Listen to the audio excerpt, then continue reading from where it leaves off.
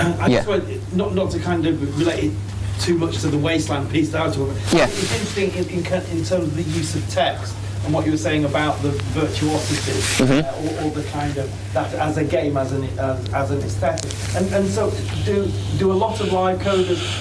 So, for example, when you're kind of working, or a lot of live coders are working, and you're looking for sonic effects and so on, but also you're looking for visual, you're looking for textual effects. So is that actually a key driver, a key aesthetic method in terms of, as you improvise, thinking, no, the text needs to change now, and what will that text be, and is it a complete new revelation? Are you copy pasting? All that? How much of those sorts of things, methods and strategies? I haven't talked with enough people about it, but my impression is that a lot of it is just thinking about the code, and I don't think that there's a lot of for most people. I don't think there's a lot of thought about the intention of what kind of text is being displayed. And then about that interaction, one thing that happens very commonly, I think, is that there's a whole lot of text action going on, and then sonically, there's not a lot of stuff going on. That's been my experience. And if you're following the text, if you're listening to the sound and you're following the text, and then you hear, if you can understand what's going on, and then you hear the change in the sonic part, I think it can be kind of powerful and revelatory. But a lot of people, if you don't catch what's going on here, then it kind of gets lost.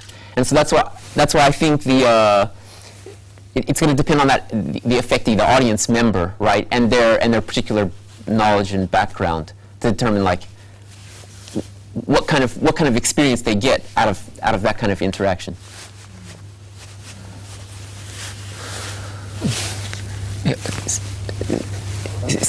Sivant and yeah. Me? There are three questions. Sorry, I saw Sivant in the back. Yeah. So, in the context of your yesterday's performance and in today's slide, you mentioned that affect plus intention actually gives the value. So, what was your evaluation of the intention of us as a audience? Like your evaluation of our intention as an audience yesterday?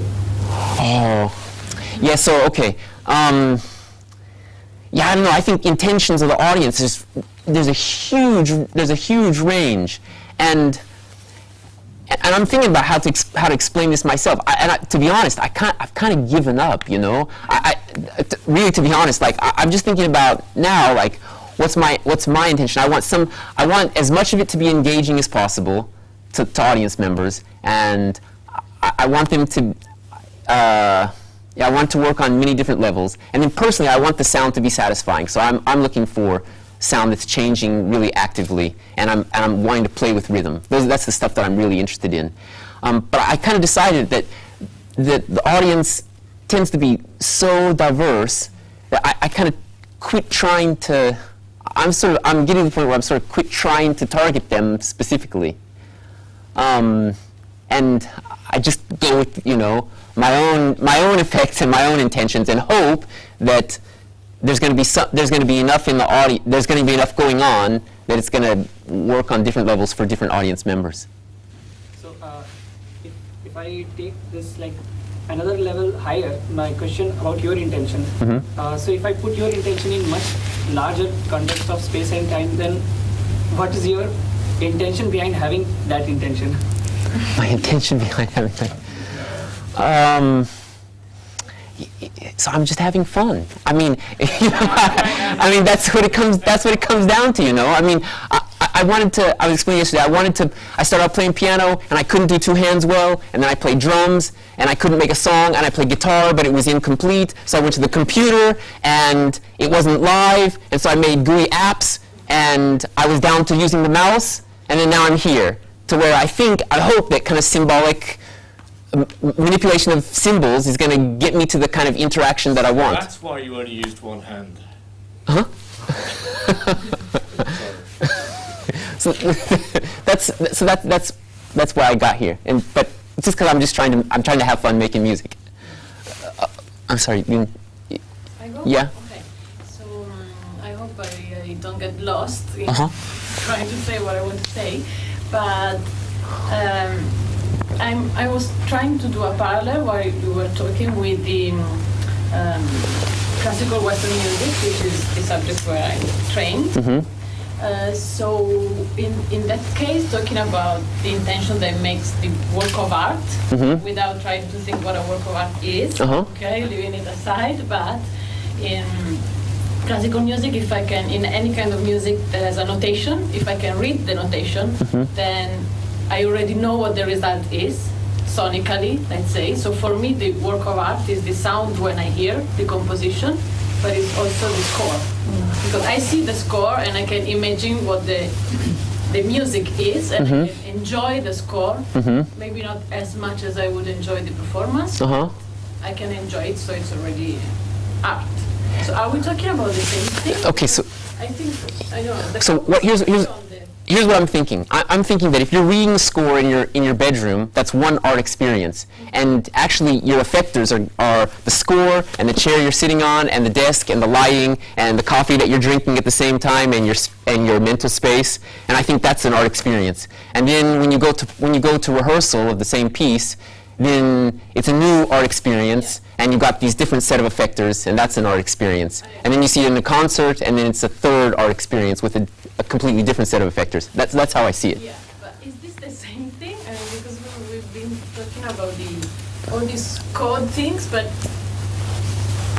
are you saying that because you didn't talk about the sound result then during your talk? So I think the sound is totally important. So but you can think about it the same way. So if I'm in my bedroom and I'm looking at somebody's library for live coding, and I want to think that library is a kind of effector, and I'm having an art experience because he's put a lot of aesthetic thought into the library that he's developed, and I'm reading that and I'm appreciating his aesthetic choices.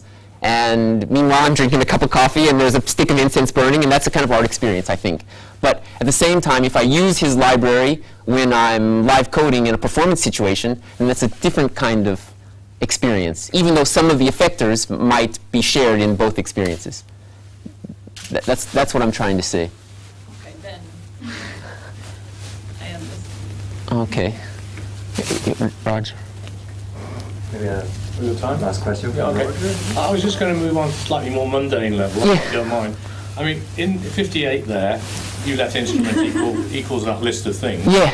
And I take it that those are pre-existent samples that you've got stored. Okay, so... Is that right? Okay, so this is just a list of strings, right? And what I've done, so there's a kind of basic loop, and it's a way to manage concurrent processes. So there's a basic loop, and it waits for... It runs an action, it creates some kind of event, and then it waits, and then it's going to run another event, and it waits, and this is the list of the names of those concurrent processes. So this is how many concurrent processes I was using last night, right? Yes, but base.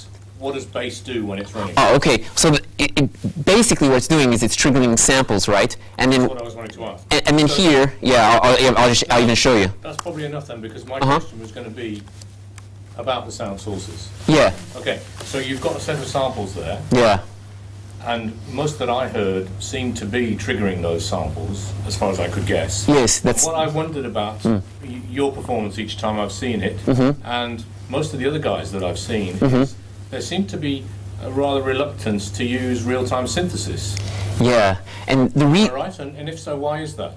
So for me, the reason is because I didn't find a synthesis technique that I'm good enough at using that I felt comfortable to manipulate it live. Like for me, I'm already at the moment at my own skill level. That's why I say this is kind of training wheels. At my own skill level, I struggle just with timing, right? Timing, and then like the basic timbral characteristics of like which kind of sounds I'm manipulating at a given time. It's just my skill. It's because I feel my skills are lacking. And so if I found the right synthesis technique and I felt I could manipulate the parameters well live, if I had practiced it enough, then I'd absolutely use it. It's just that my skill is not there yet. I'm not good enough yet. So at some point I really want to do that because it's going to give me a lot more freedom, right? I mean, it's a huge drag to prepare. You know, I don't know, there's a few thousand samples in this directory, and it's a drag to prepare all these because I'm doing it all by hand. I'm not even doing it automatically, and I mean, part of me enjoys it as a craftsman, but I lose a lot of freedom by being constrained to this directory of samples. And I don't want that, but I'm just not to the point where my skills allow me to escape it.